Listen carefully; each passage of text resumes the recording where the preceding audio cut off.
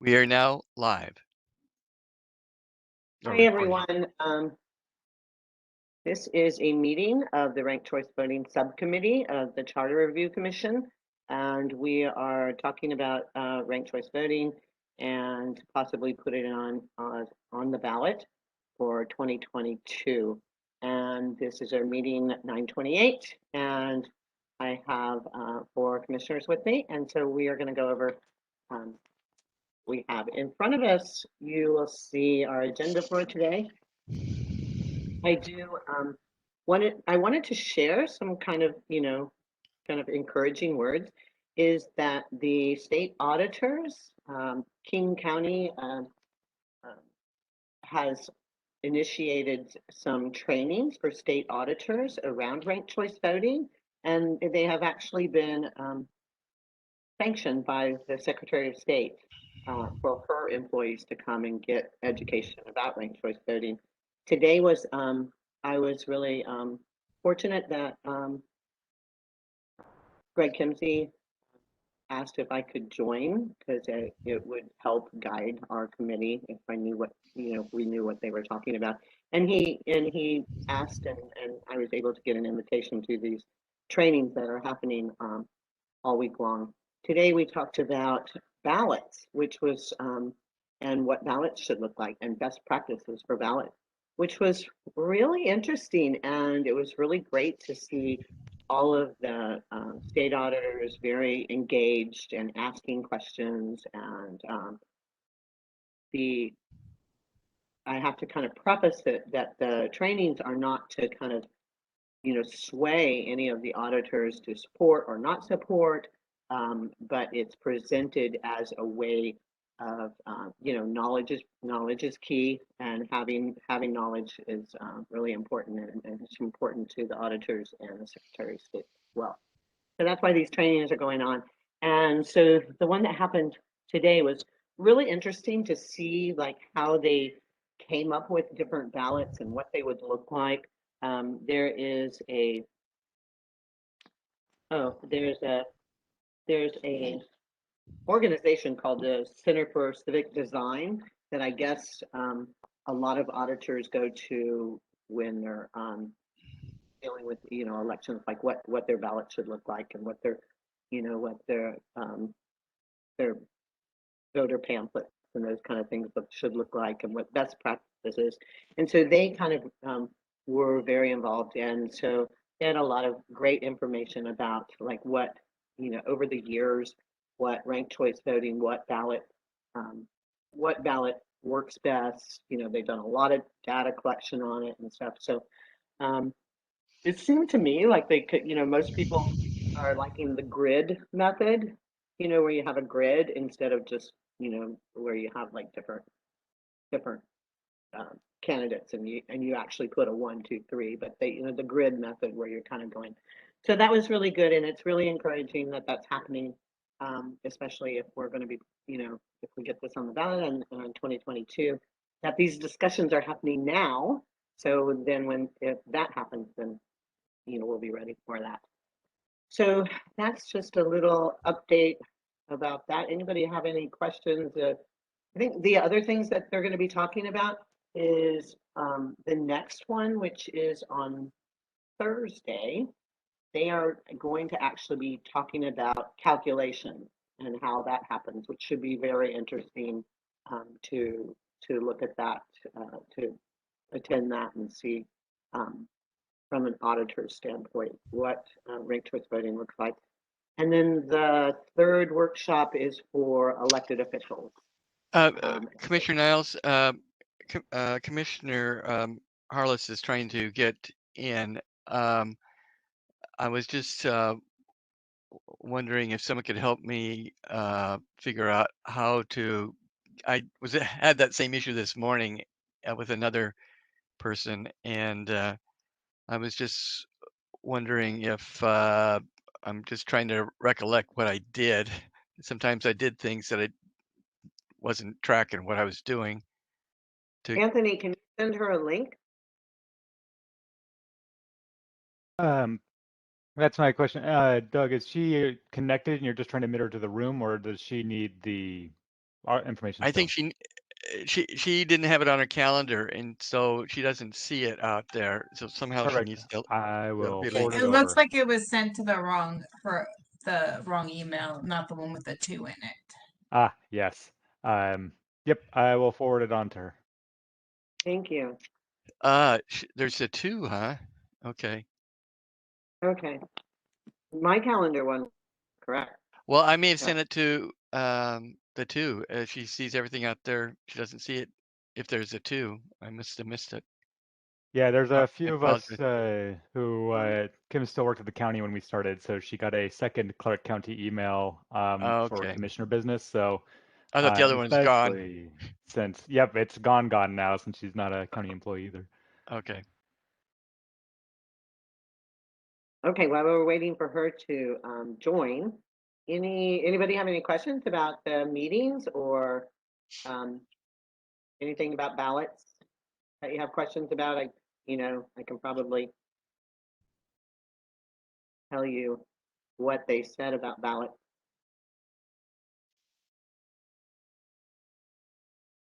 No. Oh, you know what? One thing that was interesting because the ballot on the ballot there comes a little bit of information. So it showed like a ballots that had information on the top, like there'd be a grid, and then there'd be a ballot. There'd like a little informational piece on how to fill it out right on the top in the ballot. They also talked about ballot in your in the um, the voters pamphlet. They put education there too, and it's usually like a 1 or 2 page thing about education. And they said that those were very good and, and very easily understood by voters. And they weren't seeing. Oh, they also did talk about they did not see any real like undervotes when they had mixed ballots. So they were able to do that. So that was good information to hear from this organization that advises and works with auditors all around the country. But, so um, that's a little bit of that's really all I have to say about the auditor's report. Um, I did want to, even though we are not going to probably actually go through the ballot language that I sent out, because right now we are tasked with putting a proposal together. That ballot language that I sent out, just FYI, was done by the same attorney that has worked with San Juan County. He has worked with King County and then with other places around the country, as well as putting ballot language together around ranked choice voting. He so so he actually took our charter and looked at the charter, and if you read the ballot language, he made recommendations about where it would be, um, what where it should go in the charter and everything. So I really actually liked. I was really pleased with what he did. I thought it was very clear, concise, and easily understood. And with putting ballot language together, it's kind of understood that you put enough in there to actually guide somebody on implementation, but then you still leave it open and allow the auditors to apply their rules of election to. Does that make sense? So it's a guide, and so there are some things that have to be in it, and so he took that into account, and so that's what we ended up with. What did you guys? What did the rest of the guys? What did the rest of the commissioners think about the ballot? Just a general thing. We're not going to go through ballot language right now. We're going to talk more about our proposal for October 6th. But anybody have any input that you'd like to share about the ballot language? Well, I had proposed earlier that there needs to be some um, reason for ranked choice voting, on how you rank it, and by providing some type of um, documentation that's more than the voter's pamphlet, by having a qualifi candidate qualification statement, would help the voter in making the choices that they need to make if they're going to be ranking people in order. So, I mean, if they know that a person has some experience in the field that they're voting on, that there's some information out there that, besides a voter's pamphlet, which is a very cryptic, to say the least, of what information is there. And so, a qualification statement would be as much. It's very similar to writing a cover letter for a job application. So anyway, that's just my thought of something that needs to be part of the reason why you would want to rank people. And I see I hear where you're coming from there. I just think that we are talking about the actual election process. So that's what the ranked choice voting subcommittee is focused on. So, but I hear that it'd be great if we if we knew people's qualification. Hopefully, ranked choice voting, just having it in place, will make candidates be more open and honest about their qualifications, and that's one of the things that ranked choice voting can do. The other, I do really want to, thank Dave O'Brien for putting it together, because we are in this kind of unique situation where we have these scenarios. So, instead of just saying, oh, can you help with this, or can you write ballot language for, for this scenario? We have like 3 scenarios. So he put together 3 scenarios and of what ballot language could possibly be that we won't really know about until after the election, November 3rd. That would be whether we have like nonpartisan across the board for county councils and county electeds, or a combination of that, or we would stick with partisan races. And so that's why incredible amount of work he did putting those 3 different ballot language together, and really appreciate the work he did on that. So, Dorothy, do you have anything to add about his ballot language?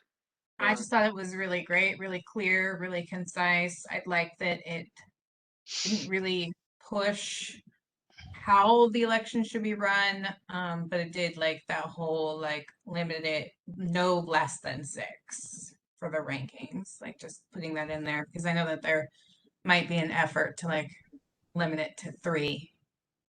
So You know what I did that part. was I do want to tell you, Dorothy, that at the auditors meeting today, that was brought up, and the Center for Civic Design actually even said, we found that people didn't like being limited to 3, and they said 5, 6.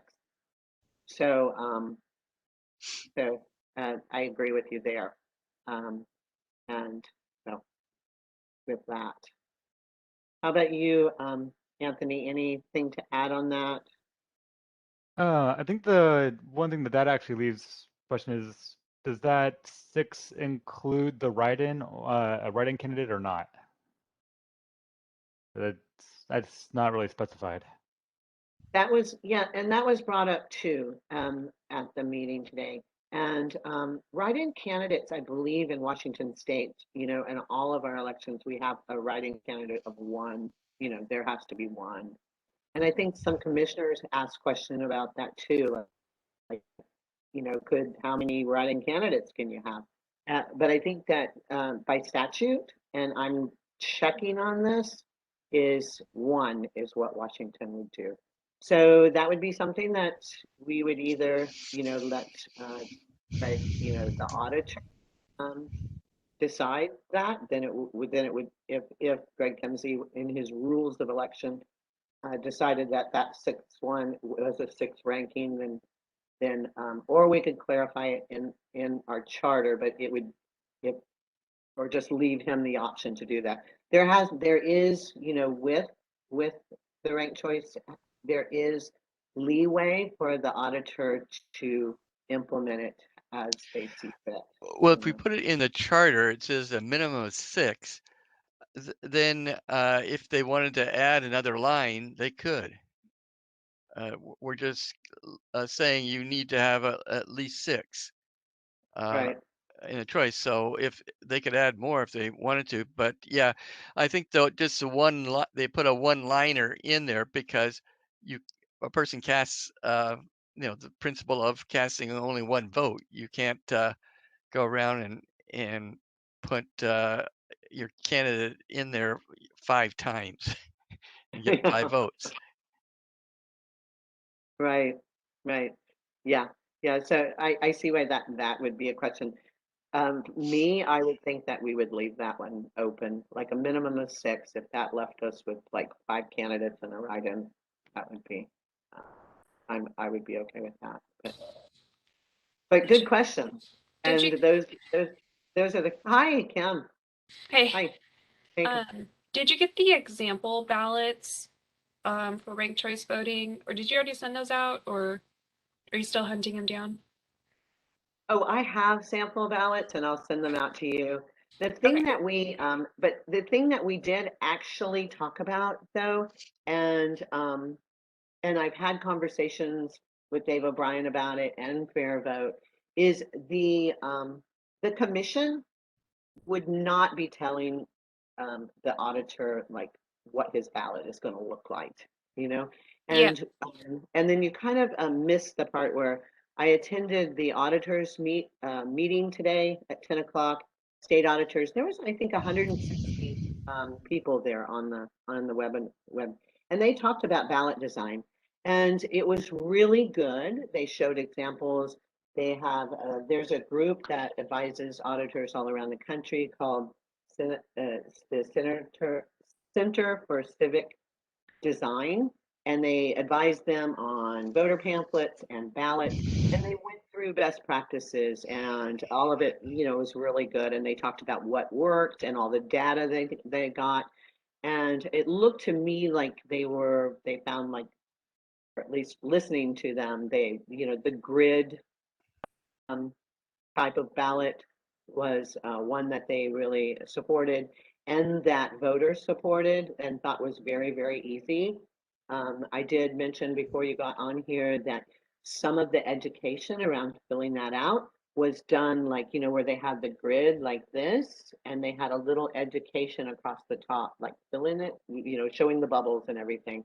And they said that that worked really well. They didn't see a lot of undervotes or wasted votes or anything like that when it was explained that way.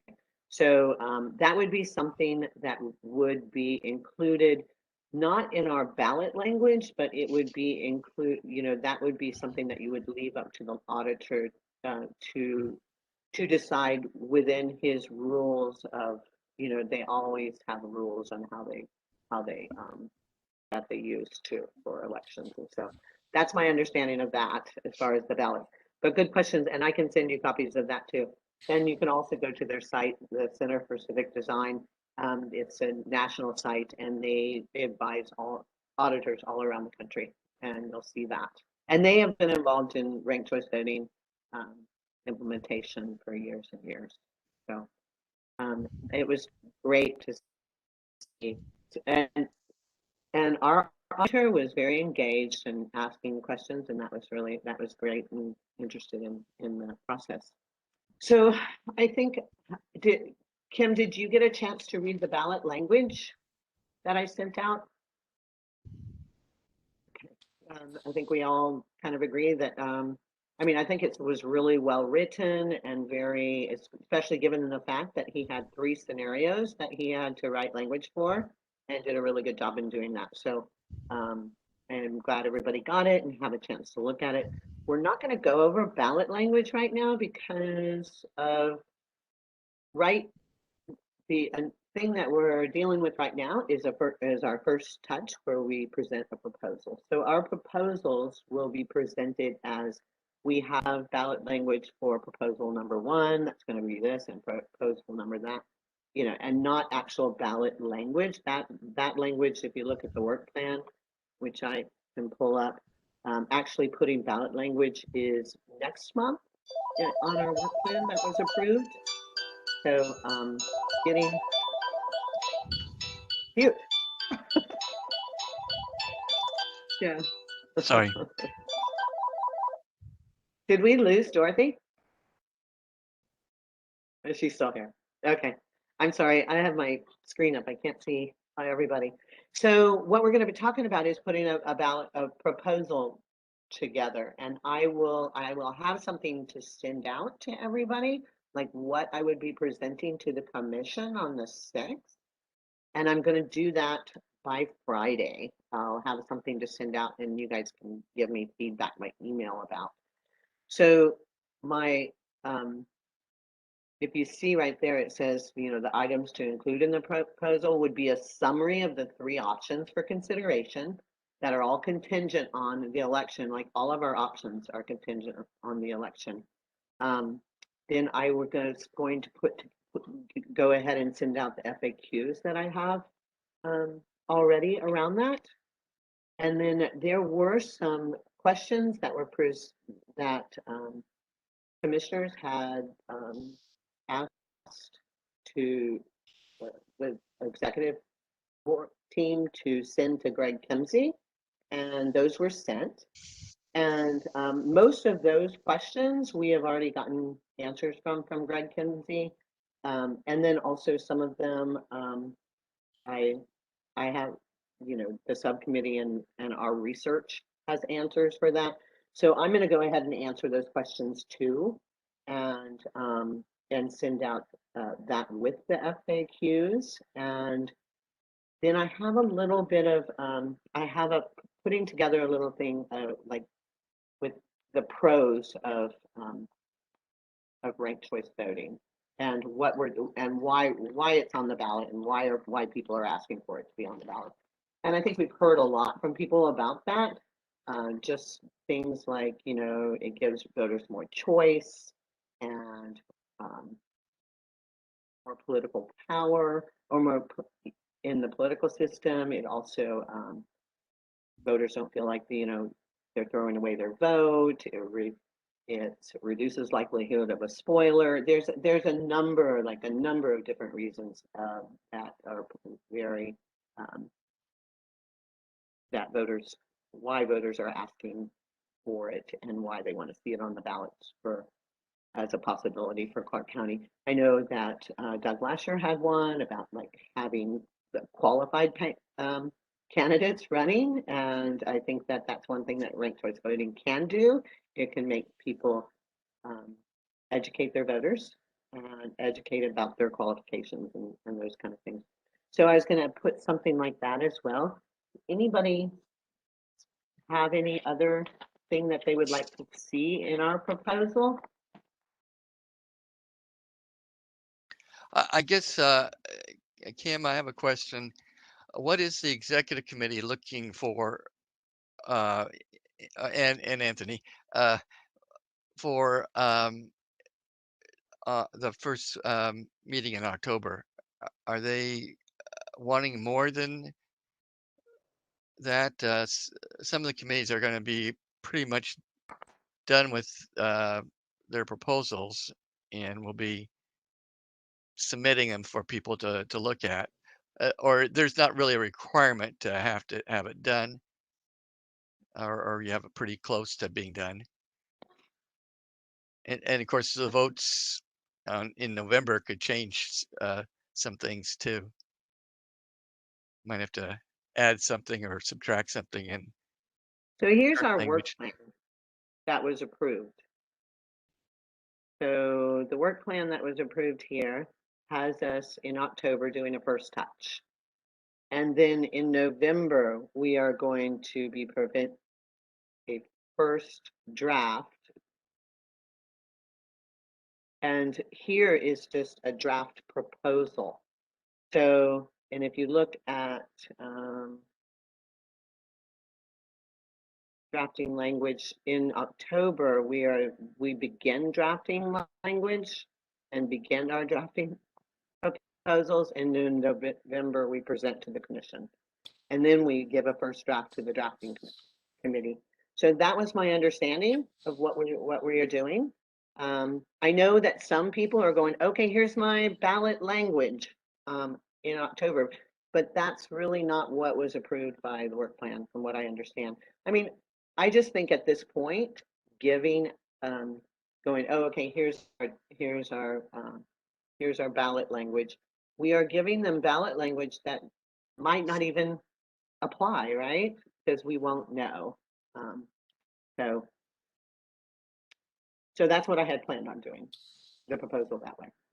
Yeah, I would say that yeah, you're right.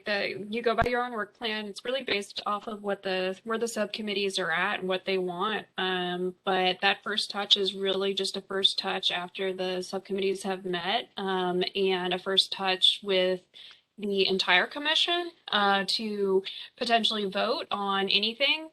So I know there might be some subcommittees that are actually, might dissolve, and so that would be a vote, to see whether or not we would dissolve or not, or otherwise. So it's really just a first touch to bring it to the whole commission to potentially vote on anything, or just to continue a conversation or whatever it might be.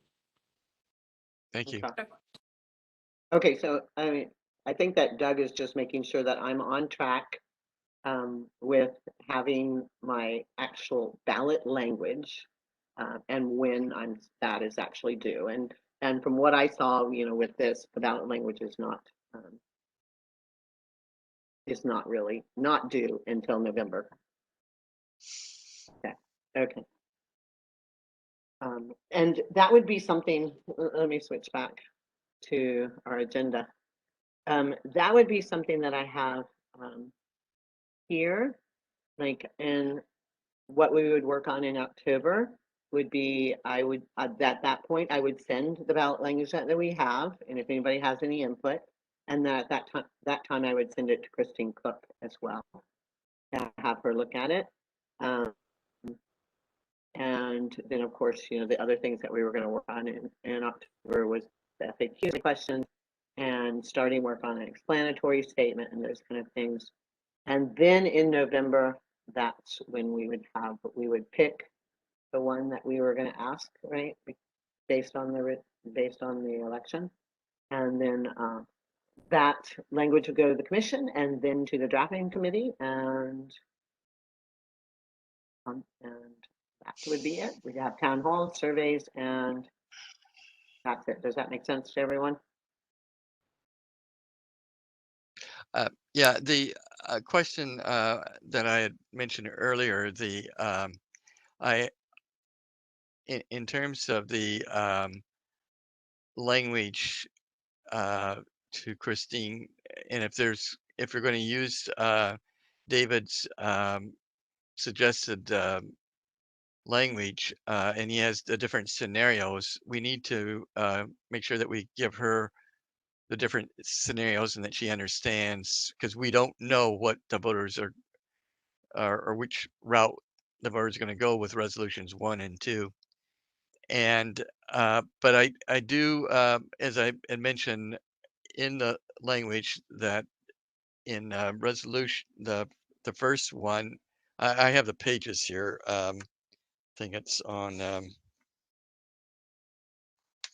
page 2 and page. You guys don't have to pull out.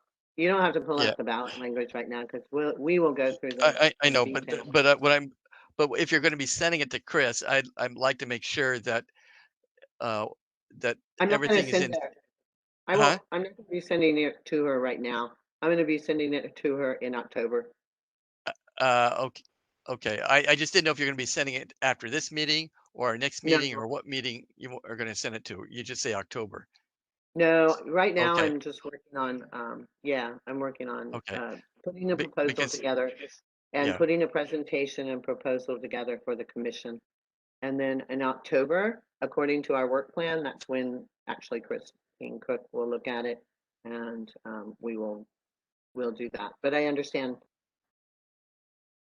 Okay, I just didn't know if you're going to be sending it out go now through. or not. No, Okay. I will. I don't. That's not really necessary right now. I think the next couple of weeks, putting together a really good presentation and proposal to give to the entire commission is kind of my focus, so, or in our focus, and then going on from there. Okay, I'm a little confused. Are you going to have the when are you going to do it? After we vote to approve it, or after you present it to the body for their feedback, and then you send it to Christine? I'm just trying to figure out when you're Right. sending it So to the attorney. on October 6th, we have a first touch with the commission, and then after the first touch with the commission, and any input that they want to give on that, then I will send. Then in October, I'll send the commissioners the ballot language that we have. See if anybody has any input there. I'll send Christine Cook ballot language. Continue working on the FAQs, survey questions, and then start work on an explanatory statement. I'm just trying to lead up to So this November committee and everything. is not going to have a opportunity to work on the language, or We work we meet every week, so we'll have okay. plenty of opportunities to talk So about that. next week, uh, all right. Next week is right before we do our proposal. It's Okay. the night before, so I will work on that and have it done by Friday, and then next week we will meet and we will kind of go over the proposal, and then we have Okay. to the commission our proposal for first touch, and then we have four meetings to go through any language after that. If you want to go through the language, or No, I only had the one little change at the auditor because it'll fit with I all know, the other changes. Get the yeah, word there, non out of there. yeah, and that's understandable. And the other thing I wanted to tell you is Dave O'Brien has said that he would come to these meetings, and he's available next week to come.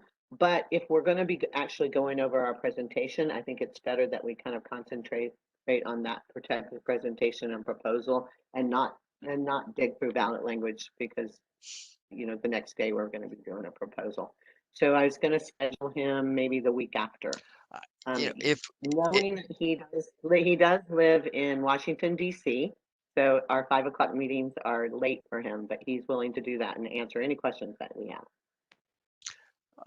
I don't have any questions for him except for just changing that one thing, so I'm fine with everything. I don't know if the others have had a chance to read the documents, but I'd like to hear from my fellow commissioners whether we want to waste or not waste, but take up David's time. I'm sort of fine with the approach that we're going, unless there's some questions out there that I'm not aware of in terms of the process. There may come questions. There may come up questions, but right now going through the ballot language, and yeah, We might want them later on after the commissioners tend to react to the language. yeah. So as far as like what I have to do before now and Friday with this proposal, so you see the 4 things that I was going to include in the proposal. Does anybody think of anything else that would help, with our proposal, or Anthony or Kim, anything there that you think that I may need to present? So I'm just doing a summary of these 3 options. And if you read what the attorneys notes, he actually does a summary of each option as well before he presents it.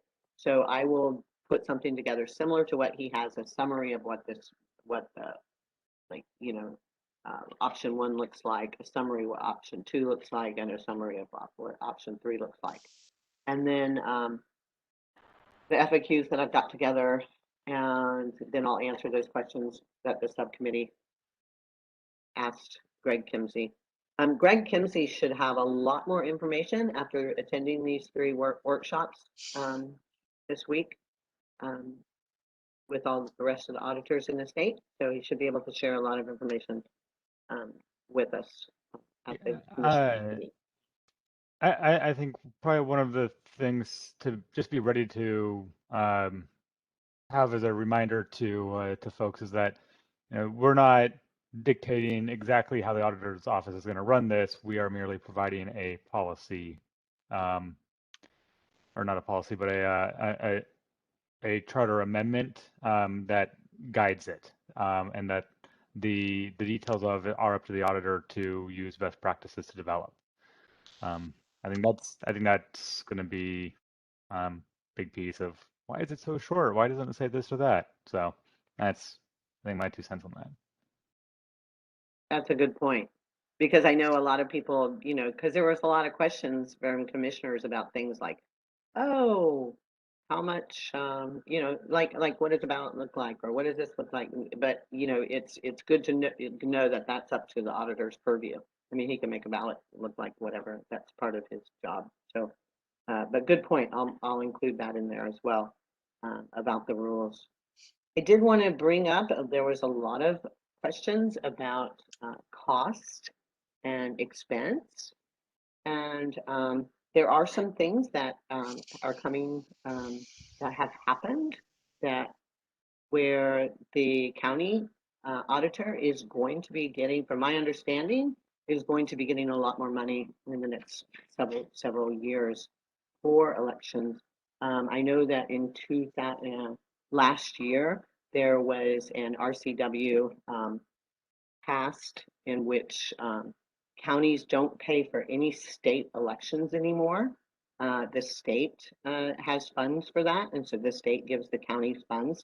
So that's going to be happening next year. So that money that was used, the county used to run those elections, those state elections, they won't be doing that anymore. So those funds will be there. Terry, There's also, can I finish here? Okay. Oh, go ahead. Yeah, go ahead. Well, I was just going to say they actually have an election reserve fund, and what they do, they charge all the different entities, including the county and the state and all the taxing districts. Every time they're on the ballot, there's a fee that they charge. So it's a revolving type of fund. So the problem is the state hasn't been paying their bill for about 100 years, and so they're going to start doing it. I think that and so the money is revolving. So it's not really an issue. And that's something we just need to point out to the folks. The election reserve is run off of a revolving account, so it's not necessary. They bill the people for the services. Okay, well, let me finish what I was telling you about, because that may be a little different now, Doug. And I think that Oh, okay. I think that Greg Kimsey kind of said that when he was here too. It's going, oh no, the state pays now. Because of this new funding, it is a particular RCW, and I'll send it out to you guys, that takes care of. So this revolving fund may be a little different, but I know that we are not paying for that anymore, and so he has a lot more funds available there. Let's talk about the state funds, though. The state portion they haven't been paying their bill, and that they're going to start getting the money into the election reserve fund for that. That's the issue, and so it really has nothing to do with the local county stuff.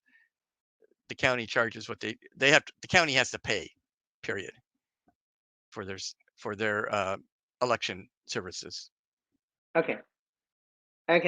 Now you've gotten me kind of confused, because this was actually explained to me by the auditors as well. There is going to be more money coming in, because the state is going to be, the county is not going to be responsible, or the auditor's office is not responsible for state funding anymore, for state elections. Yeah. And it's not going to be from, I'll send it to you, Doug, and you can look at it. Yeah, because the county usually has been subsidizing the auditor's office because the state hasn't been paying. Now they don't have to. So, okay, I think that you're just repeating what I said, right? Yeah, it sounds like you About- two are in agreement, actually. I think you just are taking different routes to get there. I know. Okay, well, let me finish. The other thing that's coming down that is encouraging is that should the infrastructure bill go through federally, and there's bipartisan support for this part of the infrastructure bill, which is a part of the infrastructure bill that deals with elections, election security, election, maintaining equipment, that kind of thing. So you'll see that that should happen if that infrastructure bill, which hopefully at least parts of it, and the election part I think is pretty supportive. So there should be money coming down, more money coming to us for that as well. So as far as money, that's one of the things that I heard. Any other questions that I like the point that you made, Anthony, about talking about how the auditor does maintain his rights to, the rules and those kind of things. And I should make that point as well. Anything, Doug, that you want to add to the proposal? I'll be sending out the FAQs and the pros and cons and those kind of things, and then you can add some stuff, because I know, Doug, you wanted to add some stuff about, qualified candidates and that, and you can add that to the pros and ranked choice voting when I send that out as well. Okay. Yeah. What did I do with anything else? Okay, so then I guess the only thing left we have to talk about is like anybody have any questions about after October and November work?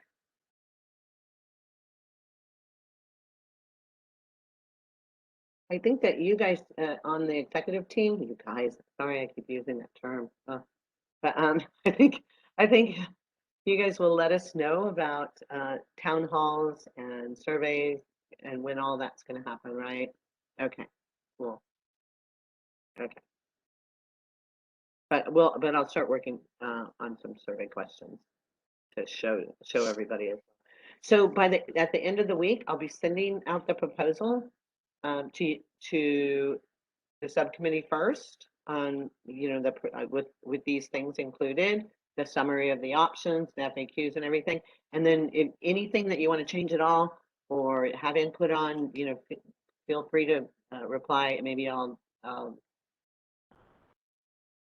kind of remind people going, okay, before I send it out to the commission.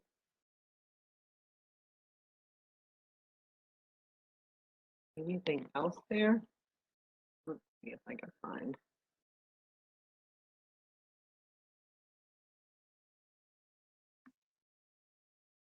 I do have the bill here. Let me see.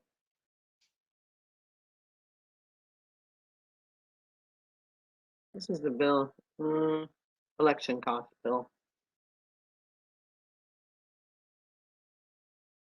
Doug, here's the election cost bill if you want to look it up. It's House Bill 2421, went into effect last year. Yeah, it talks about state costs only. Right. So yeah, and that's what I was saying. The state is going to be paying now. Yeah. They're sure. So, if you want to look this up. They're not paying the entire bill of elections. Oh, I never said that. Yeah, they're paying. Yeah. Well, it sounded like it. They're state elections, not. Yeah. Okay, cool. So if anybody would have it's 2421. It's just good news that they're paying. So so I think that we kind of stuck to the work plan. Anybody else have any questions or?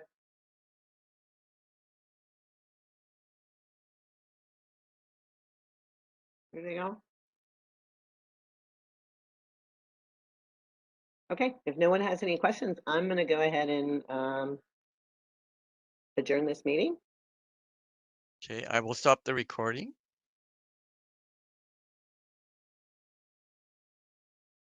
Okay.